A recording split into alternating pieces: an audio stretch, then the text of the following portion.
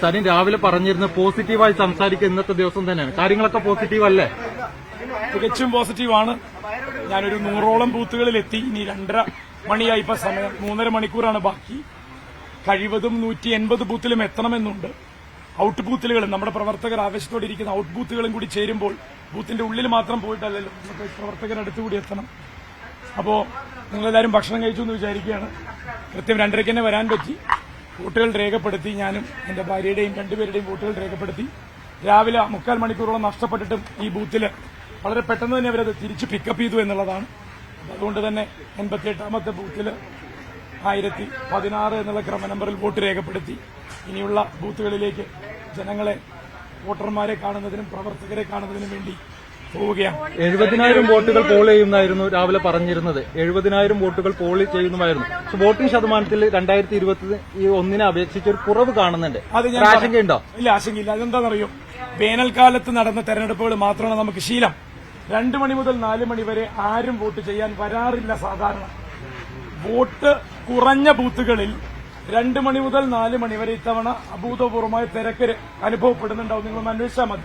അതായത് പോളിംഗ് ശതമാനം 50-ൽ കുറവുള്ള മിക്കവാറും എല്ലാ ബൂത്തുകളിലും ഇപ്പോ, അതായത് 2 മണിയോ അല്ലെങ്കിൽ 2:30 വരെയോ 50% പോലും എത്താത്ത ബൂത്തുകൾ ഏതൊക്കെയുണ്ടോ അവിടെ 2 മുതൽ 4 മണി വരെയുള്ള സമയത്തുള്ള ക്യൂ വളരെ നീണ്ടതായിരിക്കും. കാരണം കാലാവസ്ഥ സുഖകരമാണ്.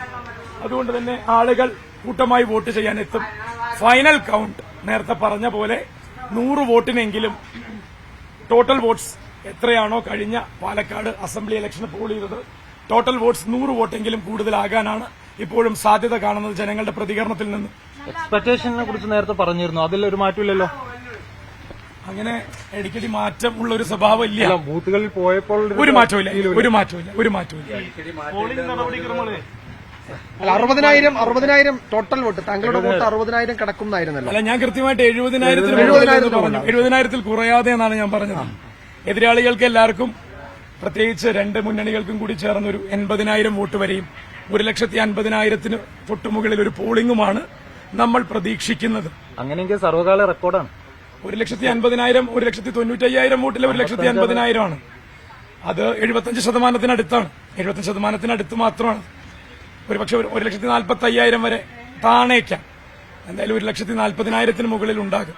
ഈ പോളിംഗ് ശതമാനം കൂടിയാലും കുറഞ്ഞിരുന്നാലും, കണക്കുകളിൽ വ്യത്യാസം വന്നിരുന്നാലും സരിൻ പ്രതീക്ഷിക്കുന്ന 70,000 വോട്ടിൽ കുറവ് വരില്ല എന്ന ആത്മവിശ്വാസമാണ്. ആ ചോദ്യം വളരെ വളരെ വളരെ പ്രസക്തമായി പറയുകയാണ്. ജനങ്ങൾക്ക് 9ാമത്തെ ക്രമ നമ്പറിൽ ചെയ്യേണ്ട 70,000 ആളുകൾക്ക് അത് കൃത്യമായി വന്ന് ചെയ്യാനുള്ള സന്മനസ്സുണ്ടാകും എന്നുള്ളതിൽ തർക്കമില്ല. അവരോരോരുത്തരും എത്തും.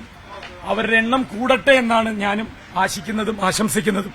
ഒരുപാട് പേർ കൂടുതൽ വന്നാൽ ഈ പറയുന്ന വോട്ടിന്റെ എണ്ണവും കൂടുകയായിരിക്കും എന്നുള്ളതാണ് വിലയിരുത്തൽ.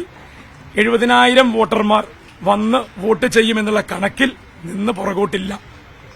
സ്ത്രീ വോട്ടർമാരാണ് അധികമുള്ളത്. ഇനി ഉച്ചയ്ക്ക് ശേഷം വരുന്നത് അധികവും വീട്ടമ്മമാരും സ്ത്രീ വോട്ടർമാരും ആകാനാണ് അല്ല, സാധ്യത. വോട്ടിന്റെ എണ്ണത്തിൽ കൂടുതലും സ്ത്രീ വോട്ടർമാരാണല്ലോ. അപ്പൊ സ്വാഭാവികമായിട്ടും വരുന്നതും സ്ത്രീകളായിരിക്കും കൂടുതൽ. അതിന്റെ ഒരു ആപേക്ഷിക കണക്ക് അങ്ങനെ മാത്രമാണ്. എന്തായാലും പാലക്കാട് വിധി എഴുതി പകുതി ഭാഗം പിന്നിട്ടിരിക്കുന്നു. ഇനിയുള്ള 3.5-4 മണിക്കൂറിനുള്ളിൽ എനിക്ക് തോന്നുന്നു പാലക്കാടിന്റെ ജനവിധി പൂർണ്ണമാകും. ആ ജനവിധി പാലക്കാടിനൊരു വലിയ ആശ്വാസമാകും.